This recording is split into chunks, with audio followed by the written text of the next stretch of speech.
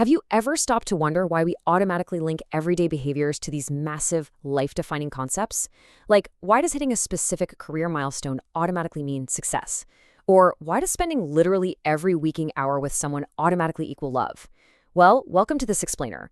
Today, we're taking a real deep dive into the hidden architecture of your own mind. We're going to explore exactly how you construct meaning, where those meanings actually came from, and most importantly, whether you even still endorse them. So let's dive right in. Why does running equal health? Think about it. If I asked you to picture someone getting healthy, you'd probably instantly picture someone jogging, right? It feels like an objective fact. But let's challenge that everyday assumption right out of the gate. Is running the absolute, literal definition of health? Or is it really just one way we've been taught to recognize it? This one simple question opens the door to a much bigger realization. The definitions secretly governing our lives, they might not be as objective or set in stone as we think. And that brings us to the core framework of today's deep dive, self-meaning provenance. Now, this isn't about proving your deeply held beliefs are wrong. Not at all. Instead, think of it as a super powerful tool to deconstruct and consciously rebuild the meanings that drive your life. It's essentially tracing the history of your own personal dictionary. It asks the crucial question, how did I come to map this specific behavior to this massive meaning in the first place? And hey, should that mapping continue to dictate my choices? To get there, we've got a map for our descent into this deep dive. First, we'll cover the illusion of obvious meaning, then look at the 3 layers of meaning. After that, we're unpacking your conceptual box, looking at reality constraints, and finally finishing up with the provenance loop. So let's start with section 1, the illusion of obvious meaning. You know, we often walk around experiencing concepts like love, success, adulthood, or masculinity as if their meanings were just obvious facts of the universe. We treat them like gravity.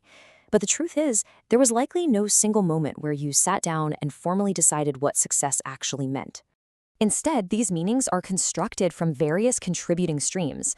It's actually a lot more useful to think of your personal meanings as having a genealogy rather than one single origin point. Think about it. Your definition of success or love was fed by your parents and family, by the culture and media you consumed, by early systems of rewards and punishment, by painful personal experiences, and even by the identities you adopted over time. It's a completely accumulated model. The real question isn't where did this belief start, but rather what streams contributed to it, and which ones are still secretly running the show today. Which brings us to section 2, the 3 layers of meaning. If we want to really understand how our personal meanings are built, we need to do a little bit of psychological anatomy here. We have to break these big, intimidating concepts down into manageable pieces. What's really interesting is how any personal meaning separates into 3 distinct layers. Layer 1 is the value. Basically, what is the underlying thing you actually care about? Layer 2 is the concept. What do you mean when you use this specific word? And layer 3, and this is the absolutely crucial one to watch, is the proxy or the behavior. In other words, what observable evidence have you learned to treat as proof that the concept is actually present? Most of our internal conflict happens when we get these 3 layers totally confused. Let's look at a concrete example to make this crystal clear.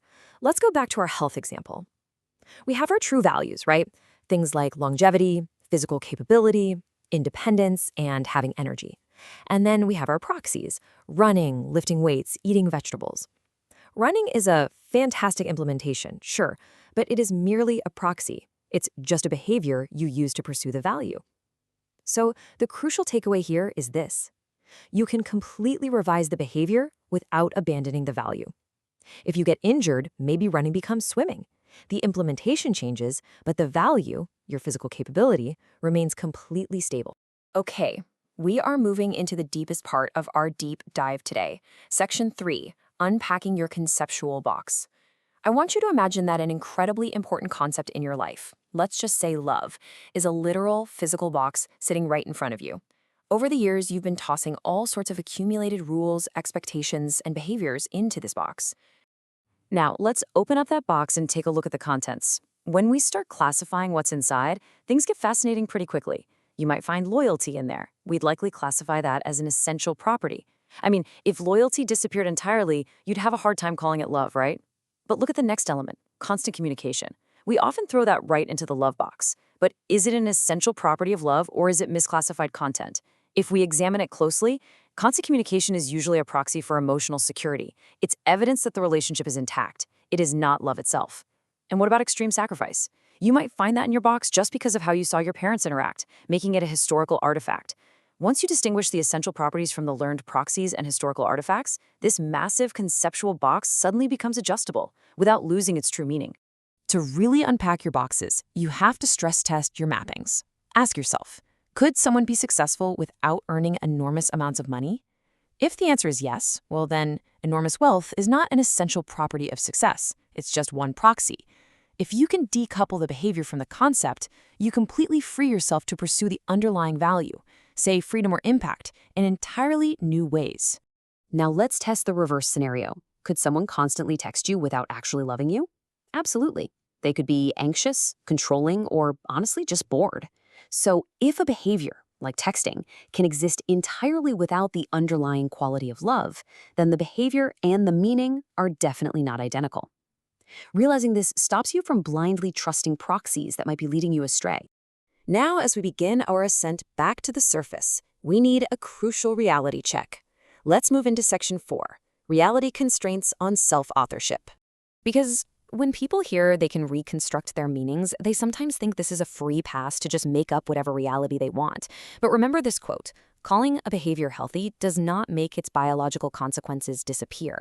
Self-authorship does not mean arbitrary authorship. You cannot just define anything however you want and expect reality to bend to your will. Your meanings remain deeply constrained by physical reality, biological consequences, evidentiary facts, and, of course, the independent agency of other people.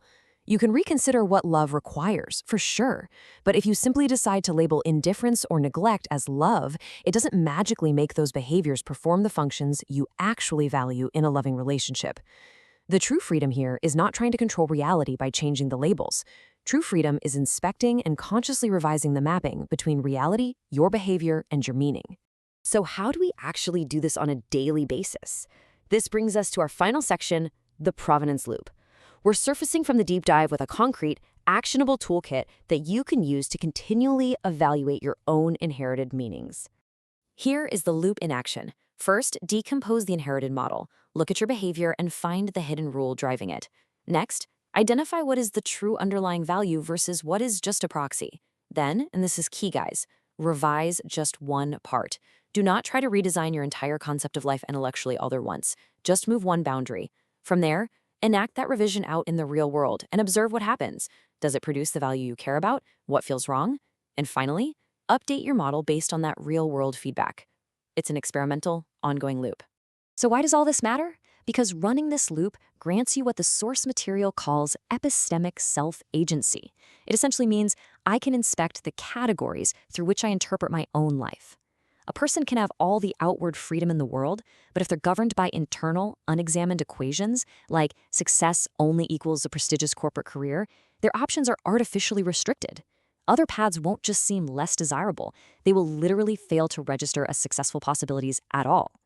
By inspecting your meanings, you literally unnarrow your option set for a fulfilling life. I want to leave you with a final thought to mull over. Which of your inherited rules is narrowing the life you can recognize as acceptable? What unexamined definitions are secretly governing your daily choices right now? Take a concept you care deeply about, whether that's strength, parenthood, happiness, and open the box. Check the provenance of the mappings inside. You might just find that you are entirely free to write a new, much better definition.